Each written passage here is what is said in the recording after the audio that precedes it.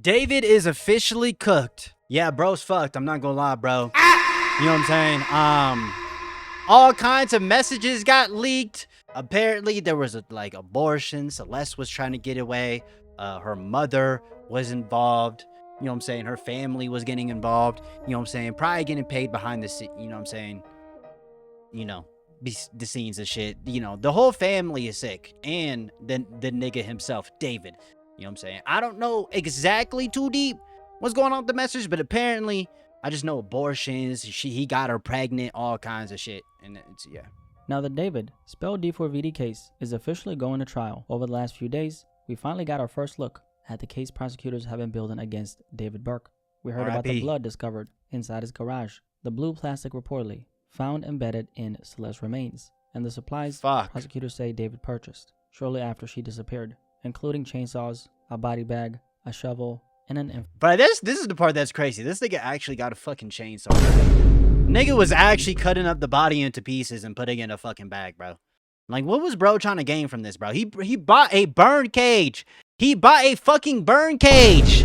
What are we doing? We also heard the medical examiner classify Celeste's death as a homicide caused by multiple penetrating injuries, while acknowledging that decomposition made it impossible to answer exactly when she died, how long she survived, or who was holding the object that killed her. And then came the messages. The court heard about Celeste becoming pregnant at 13, having an abortion, and later expressing anger and regret over what happened. And we also saw how that, quote-unquote relationship allegedly continued in secret, and how during the final hours before her death, Celeste threatened to expose David and destroy his career. And all this was presented during a 5-day preliminary hearing. It was not a trial, it was a preliminary hearing. Not to determine whether David was guilty or not, but to decide whether prosecutors had enough evidence to place the case in front of a jury. And the judge has now decided that they do.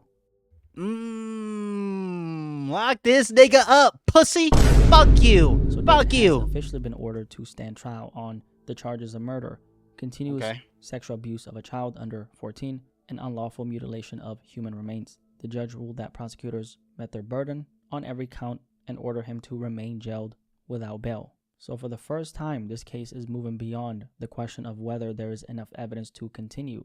And at trial, prosecutors will have to prove that David killed Celeste, dismembered her body, and left her remains inside the front trunk of his Tesla because he feared the, quote-unquote relationship would destroy his career. And David's defense will have to confront all of this. Not just individual weaknesses in the evidence, but the full story prosecutors. It really shows you this nigga is dead ass a coward, though.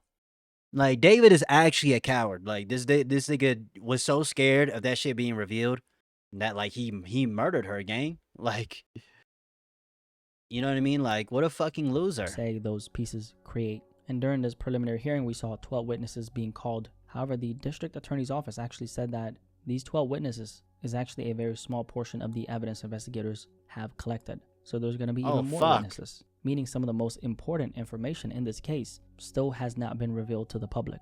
David is scheduled to return to court on August 31st. Oh man, how does it get worse, bruh? For his post-preliminary arraignment, but that is not his trial date. That's only the arraignment. So after everything we've learned over the last few days, one thing is now official. David is most definitely cooked. I mean, he's going to have to answer these allegations in front of a jury. And not only that, he's going to be in front of the whole world being told exactly everything that he did, or let's just say allegedly. Did to Celeste. Now let's talk about... That's one thing I do want to say. All this shit that I'm saying about David is alleged. You know what I'm saying? I'm not saying that he actually did it, but I do believe that he did do it. Fuck, nigga. So the fact that David is actually going to trial is extremely significant, because there was always a possibility that the judge could decide prosecutors simply had not shown enough evidence to move forward with the case. But in this situation, that was nowhere near what happened. Over 5 days, lead prosecutor Beth Silverman and her team carefully walked the judge through the entire timeline, from David's alleged relationship with Celeste to the final time she was seen entering his home, and then everything prosecutors say happened afterward. Yeah. You can't pay the judge and get yourself a less time, right? You're not gonna do that, bro. You're not gonna do that. No, they specifically went through each detail of the fucking crime. You know what I'm saying? Showing the judge, hey, like, this nigga's cooked. Like, you can't get paid out of this nigga. Like, you're cooked, gang. You're cooked. You're fucked. Together, videos, witness testimony, and forensic evidence piece by piece. And that's probably why I feel like he thought he was gonna get away with this, is because he probably got away with so much shit, thinking that he was just gonna pay his way out of it, because that's how he dealt with a lot of his other situations. Because apparently Celeste wasn't the only girl, right? The only underage girl that he was talking to. You know what I'm saying? There were other girls too. You know what I'm saying? And so like you thought he was gonna pay your way out of this, bitch? You fucking insane. Until the judge ultimately decided that there was probable cause on every charge. And according to District Attorney Nathan Hochman, what we heard during the preliminary hearing, there was additional evidence that was actually considered in this case that we anticipate being presented at trial. I'm not going to go into the specifics of that additional evidence, only to say that we presented a significant but small fraction of our evidence in this preliminary hearing. This was a very small fraction of the evidence the prosecutors say that they have. And I think that is the biggest takeaway, because everything we've discussed over the last few days, the messages, the blood evidence, the purchases, the Tesla, and the condition in which Celeste was found, was just a very small preview of the case they plan to present at trial. And that should tell us a lot. However, unlike a preliminary hearing, at trial, the standard is obviously going to be much higher. They will have to take all the evidence that they say that they have, place it in front of 12 jurors, and convince all 12 jurors unanimously that every element of the charges has been proven beyond a reasonable doubt. And the district attorney made it very clear that his office believes it'll be ready whenever that trial begins. Now, as far as when the actual trial is going to happen, there's no confirmed trial date yet after his arraignment on August 31st. That's so crazy. How long this shit been going on? Like over a year now? They still haven't gone to trial yet? You know what I mean? First, the court is going to begin setting the actual trial date then. So that's around a month, right? Now, here's the interesting part. The trial could actually be set as early as 60 days later if David's defense continues demanding that everything move quickly. But that doesn't mean that the trial is officially beginning 60 days after August 31st. It only means that legally it could be scheduled that soon. And prosecutors are publicly saying that they will be ready whenever the defense wants to go, right? So that should tell you a lot about their confidence in the case that they have. Now, interestingly enough, right, David's own legal team reportedly wanted this process to move very quickly, especially initially when he got arrested. And I just want you guys to remember, if you go back to September 2025, when Celeste's decomposed and dismembered remains were discovered inside that Tesla registered to David, David was not arrested for all that time between September and April 2026. So for months, he was still a free man. And as a matter of fact, some of his Los Angeles neighbors even told reporters that before his arrest, David had been staying inside his property and just partying it up. So while investigators were finally building this case behind, that nigga was like, yeah, that bitch dead. You know, like, bro, if you don't get the fuck out of here, bro. the scenes, David was apparently still living fuck his is life. this? I guess unaware of just how close everything was My bad. getting. And then now, months later, here we are. And also another aspect, and we're going to make another video on this, but Look at this fucking cornball. Look at him. Look at this fucking cornball. Look at this cornball ass nigga. District Attorney's office are now considering whether to seek the death penalty, although that decision has not been made yet. But now that we're here, I would not really call this a win just yet. And the reason why I would say that is because prosecutors have only cleared the first major hurdle. Because during this trial, they have to show that David is guilty beyond a reasonable doubt on every element of these charges. So I don't really want to celebrate too much right now. Because also, if this nigga gets away from this shit, your career is still cooked, gang. You know what I'm saying? It doesn't matter. Like, you're just fucked. Like, you're not getting away with this. Your career is fucked regardless, bro. we have to remember that David's is, like, it's just defense did not fucked. present its own evidence during this hearing. They challenged the prosecution's case and raised several arguments, but the district attorney acknowledged that the defense was not required to reveal everything it may eventually present. So while the case clearly looks bad, especially considering everything that they say they have, the real fight has not started yet. So we're going to see during the trial if this whole case holds up beyond a reasonable doubt. That's the most important thing. So I just don't really want to get ahead of myself too much. But with that being said, based on everything we have seen so far, prosecutors appear to have serious amount of evidence against David. And one question that still hasn't been answered fully is what surveillance evidence may exist from outside the house, the surrounding neighborhood, or David's movements afterward. We know that prosecutors say Celeste arrived at his Hollywood Hills home. She's a fucking child, bro. Like, April 23rd. she's a child, and bro. was never seen alive again. So when this case eventually goes to trial, the biggest question is going to Look at this nigga think he fucking God. Look at him flying around, fucking cornball. be, Sit your ass down. Footage can David be seen? and what story Sit your does ass that tell down. us? Because keep in mind that every category of evidence tells a different part of the same story. We have the messages showing David and Celeste's relationship and their communication leading up to her disappearance. Does he wear contacts? Does bro wear like contacts, like color contacts that like change his eye or some shit, bro? We have the online Maybe I'm purchases bugging. prosecutors connected to what allegedly happened afterward. We have the blood and DNA evidence from Yeah, this I don't know, bro. the garage. We have the Tesla's location history and the fact Wanna be Sasuke ass nigga, bro. Look at him, bro. Look at him. I'm sorry, bro. I'm sorry, bro. But like, it just that's what it gives me, bro. discovered inside that vehicle. And then we have the medical evidence, which tells us what happened to her body, while also leaving major questions about the exact timing and sequence of her death.